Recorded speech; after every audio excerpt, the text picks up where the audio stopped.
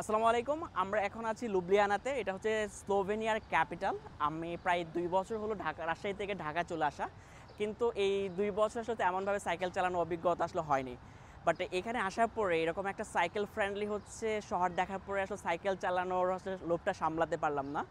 এখানে প্রত্যেকটা রোডেই হচ্ছে সাইকেল চালানোর আলাদা লেন রয়েছে এবং সাইকেলের সাবস্ক্রিপশনটা খুবই চিপ।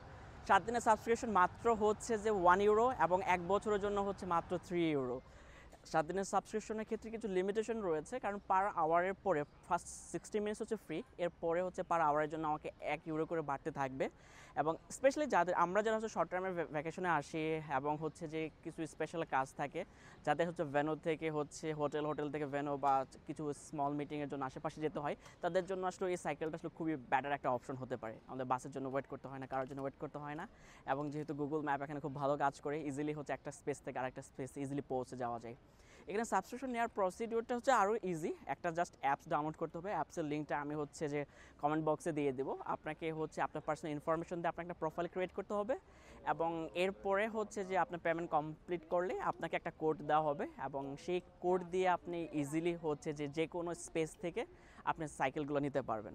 সো আমি বলবো যদি কখনো হচ্ছে ইউরোপে আসা হয় এবং হচ্ছে অবভিয়াসলি সাইকেলটা ট্রাই করবেন এবং happy riding. Yeah, let's go.